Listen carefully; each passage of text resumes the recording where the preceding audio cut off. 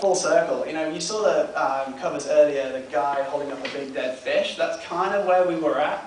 And we just tried to use our brains a little bit and be a bit cleverer about how to essentially show the same idea. You know, this is fishing for cheap. And rather than showing the success story of a man holding up the fish, why not show the worm, how you got there? And it was just, it has such a kind of, I mean, it's iconic, obviously, and it's kind of ridiculous and kind of exciting. And it did stand out on the newsstand. We still don't know whether it sold especially well.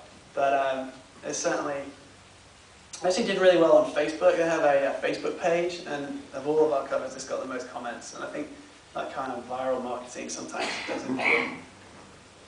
Anyway, so in conclusion, you can't please everybody. So after all this work, we had lots of sleepless nights. We worked extremely hard on it. After the first issue, redesign issue was launched, we got this letter from one of our readers who painstakingly cut out every single letter from the magazine. So I'm a first-time subscriber to Field and Stream. I subscribed by phone and did not see the magazine. Small type.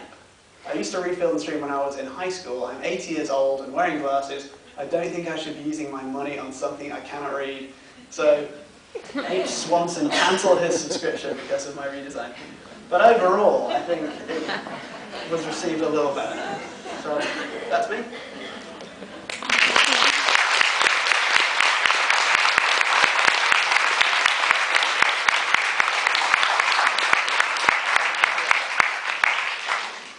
Questions? Everyone's hungry. Yes. Yeah, I have a question. Okay. I have a question. Oh no.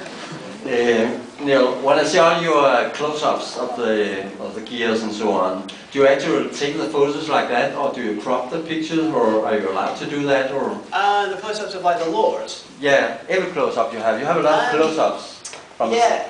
the start section pages and so on. You like the deer foot? Yeah. And a lot of the time, well, the deer foot was, we sketched that out first. We kind of knew the composition that we wanted, but a lot of the time, our photographers shoot so high res that the resolution of the file is big enough that you can zoom in and crop it. Sometimes that will make a photograph the crop.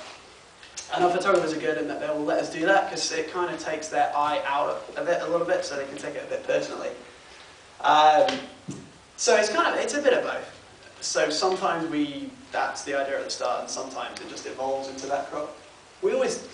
I have a really good partnership with our photographers though, so if we are going to do something like that, I'll tell them. And they'll just say right away, well, it's not high enough resolution to do that, and it won't print well. So technical considerations as well. It's a bit of both, I guess, is my answer.